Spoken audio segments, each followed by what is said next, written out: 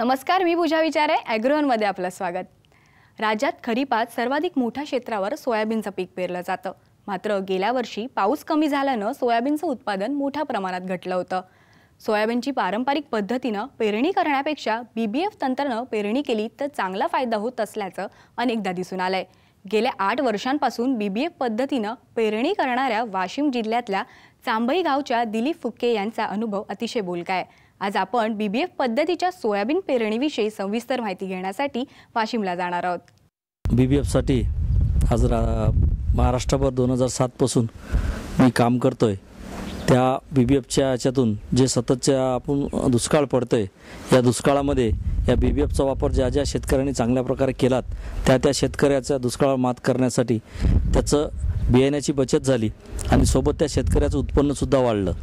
जर आपण आतापर्यंत जर विचार केला, मी 2007 मध्ये ज्यावेळेस BBFला सुरुवात केली त्यावेळेस मलासुद्धा या यंत्राच्या माध्यमातून थोडंसं वेगळ्या स्वरूपात शेतकरी पाहत होते, परंतु चांगलं इम्प्लिमेंट आहे, चांगली एक टेक्नॉलॉजी या शेतकऱ्यापर्यंत आज आपल्या प्रत्येक गावापर्यंत घरापर्यंत पोहोचवली आणि रुजवली.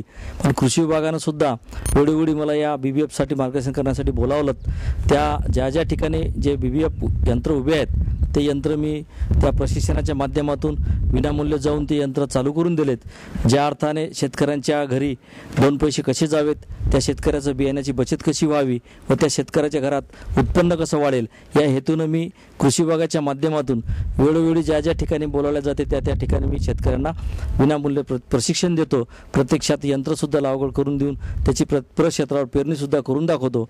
याचे फायदे की जर निसर्गाचा लहरीपणा पाऊस कमी जरी झाला तरी ते बेडमध्ये ओलावा कायम ठेवून उत्पन्नात भर पडते आणि पाऊस जर जास्त झाला तर पडलेला पाऊस हा सरीमध्ये साचल्या कारणामुळे त्या सरीच्या बाहेर निघून जाते.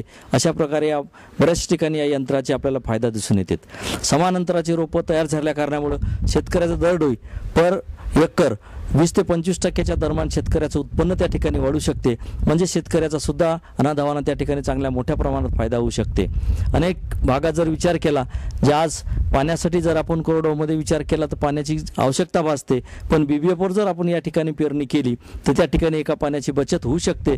त्यामध्ये मग सोयाबीन असो, हरभरा असो, इतर कुठलेही पिकं असो, मी कांद्याचं बी, तुमचं तीळ, सोयाबीन, हरभरा, मका, गहू, ज्वारी, बाजरी, उडीद, मग सर्व पिकं या ठिकाणी मी या BBFवर लागवड करून देतो आणि शेतकऱ्याच्या बियाण्याची बचत करून त्या कुटुंबात 2 पैसे कसे जावे, उत्पन्न कसं वाढावं या यंत्राच्या पाठीमागे आज मी या विभागाच्या माध्यमातून, प्रशिक्षणाच्या माध्यमातून शेतकऱ्याच्या दारापर्यंत, घरापर्यंत, बांधापर्यंत हे देण्याचं काम या ठिकाणी मी करतोय. सलग जर पेरणी केली तर 30 किलो बियाणं लागते, पण BBFवर जर आपण या ठिकाणी पेरणी केली तर 22 किलो बियाणं लागते.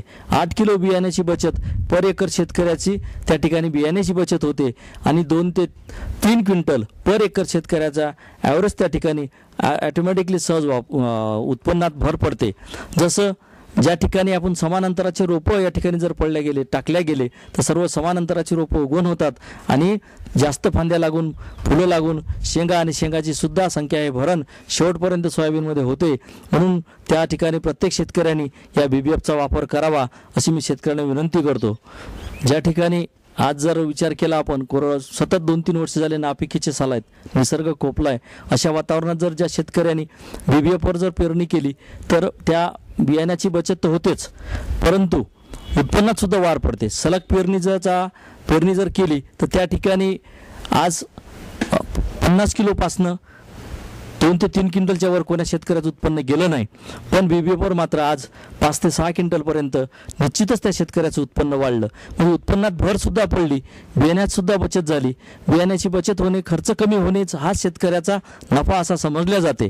या यंत्राचा वापर जलयुक्त शिवार अभियानामध्ये जर केला तर पाणी अडवणे आणि पाणी जिरवणे, माती अडवणे सुद्धा याचा जर वापर आपण या ठिकाणी जर केला, निश्चितच आपल्या शेतकऱ्याचा पाणी अडवण्यासाठी, जमिनीत पाणी मुरवण्यासाठी या यंत्राचा सुद्धा फायदा होऊ शकते. म्हणून या यंत्राचा प्रत्येक शेतकऱ्याने फायदा घ्यावा ही सर्वांना एक कडकडीची विनंती आहे. सर्वात मोठं पीक वाढणारं म्हणसाल तर एक सोयाबीन आहे. या सोयाबीनमुळे जर शेतकऱ्याचा बियाण्याची बचत होऊन जर उत्पन्नात भर पडली तर हा मोठा फायदा त्या शेतकऱ्याचा त्या ठिकाणी होऊ शकते. जर आपण याच्यावर यंत्रावर जर पेरणी केली तर शेतकऱ्याची बियाण्याची बचत होतेच, पण उत्पन्नात सुद्धा भर पडू शकते. हे मोठा एक संदेश आपण या यंत्राच्या द्वारे सर्व शेतकऱ्यांना देत आहे.